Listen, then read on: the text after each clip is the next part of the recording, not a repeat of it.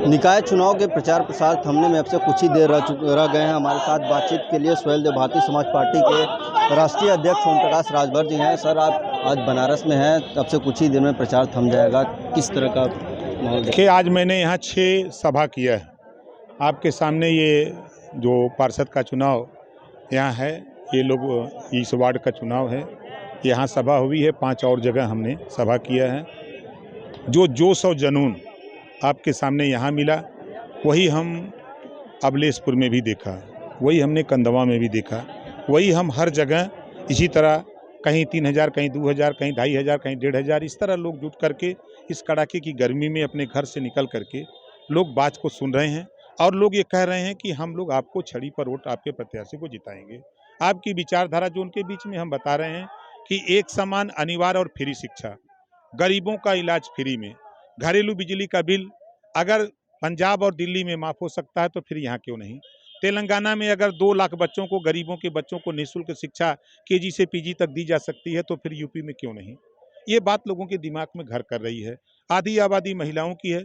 जब उनके बीच में उनको समझा रहा हूँ कि आधी आबादी आपकी है, लोकसभा विधानसभा में आधी सीटें आरक्षित हो जाएं, ताकि हमारी बहन बेटियां लोकसभा विधानसभा में जाकर खुद अपनी सुरक्षा के लिए, अपने अधिकार के लिए कानून बना लें, किसी के भरोसे न रहें।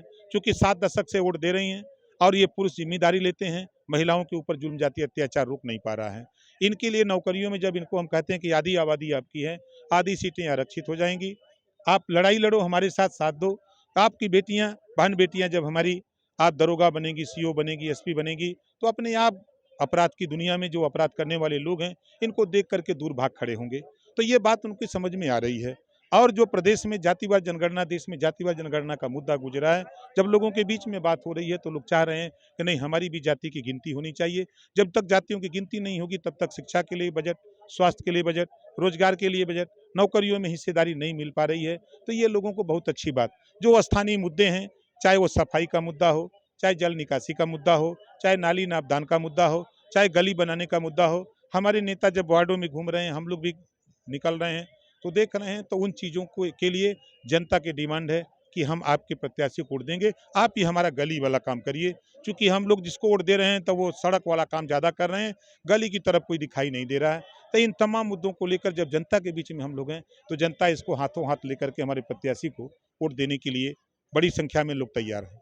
हमने सुना आपने अपने संबोधन में दगे कारतूस की बात कर रहे थे, कौन है दगे कारतूस? अरे भाई, जो सपा लड़ रही है, किस मुंह से लड़ रही है? 4 बार सरकार रही है।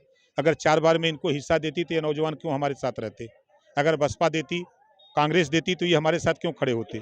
अगर भारतीय जनता पार्टी सत्ता में है, ये दग रहे हैं, अगर इनको हाई कोर्ट ने आदेश दिया ना कि इनका हिस्सा लूटा जा रहा है, हाई कोर्ट ने कहा, मुख्यमंत्री ने भी स्वीकार किया, आपके पिछड़ा वर्ग आयोग ने भी रिपोर्ट तैयार किया, वो भी कहा, तो इनके हिस्से लूटे जा रहे हैं, इनको हिस्सेदारी नहीं मिल रही है, तो ये भी तो दगे हुए कारतूसे बन रहे हैं ना। तो इनको हिस्सा देना चाहिए। जो हिस्सेदारी है, जिसकी जितनी संख्या भारी, उसकी उतनी हिस्सेदारी देना चाहिए। नहीं मिल रही, इस नाते लोग तैयार हैं। कल अखिलेश यादव भी लखनऊ में मेट्रो में प्रचार कर रहे थे, अपने प्रत्याशी के लिए वोट मांग रहे थे, और आप कहते हैं कि वो प्रचार नहीं, आप बताओ, मेट्रो में वोट मिलेगा? मेट्रो से वो डरामा करते हैं। आप उनसे पूछो महंगाई पे क्यों नहीं बोलते, बेरोजगारी चरम पे है, नौजवान बेरोजगार है, उस पर क्यों नहीं बोलते। आज प्रदेश में शिक्षा एक समान, जब वो खुद मुख्यमंत्री थे तो हाई कोर्ट ने आदेश दिया था 14 सितंबर 2013 को कि प्रदेश में एक समान शिक्षा लागू करो, तब उन्होंने क्यों नहीं किया। 3 सितंबर 2013 को हाई कोर्ट ने आदेश दिया कि 27% आरक्षण 12 जातियां लाभ उठा रही हैं, इसको बांट करके उत्तर प्रदेश सरकार दे, मुख्यमंत्री अखिलेश जी थे, तब उन्होंने क्यों नहीं किया। किस मुंह से बोलते हैं ये लोग?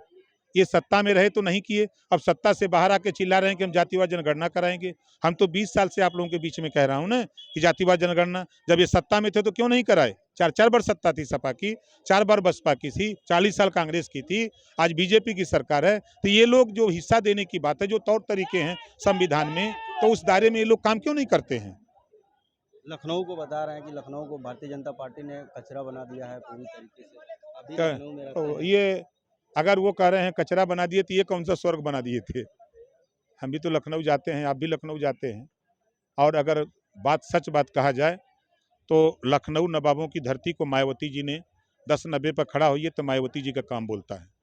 अगर 10-90 के नीचे आइए तो अखिलेश जी का गोमती रिवर फ्रंट का काम दिखता है। आप आगरा एक्सप्रेसवे पर चलिए तो अखिलेश जी का काम दिखता है। अब यहीं पूर्वांचल एक्सप्रेसवे पकड़िए तो अखिलेश जी का योगी जी का काम दिखता है। आप बुंदेलखंड एक्सप्रेसवे देखिए तो आपको योगी जी का काम दिखता है। और एक मजे की बात योगी जी का हमको बहुत अच्छा लगता है कि जो इन लोगों को अंधविश्वास था, मायावती जी को, सोनिया जी को, अखिलेश जी को जो अंधविश्वास था, उस अंधविश्वास को योगी जी ने गाजियाबाद नोएडा जाकर के तोड़ दिया कि तुम लोग अंधविश्वासी हो, लेकिन मैं अंधविश्वासी नहीं हूं। मैं इस जो अंधविश्वास तुम लोग पैदा किए थे उसको तोड़ करके दोबारा हम मुख्यमंत्री बन गए। ये साबित किया है। इस बात को लेकर के हम जो है उन्होंने ये बात हमको उनको अच्छी लगी। एक आखिरी सवाल, आप अपने संबोधन में बाबा का जिक्र कर रहे थे, कौन है वो बाबा? अरे बाबा रामदेव है। बाबा रामदेव ने कहा कि 35 रुपया में पेट्रोल बेचवाएंगे, नौजवानों वोट दो। अब पता रहा रामलीला मैदान में समीज सलवार पहन के वहाँ वो आसन कराते कराते कुदासन कर दिए।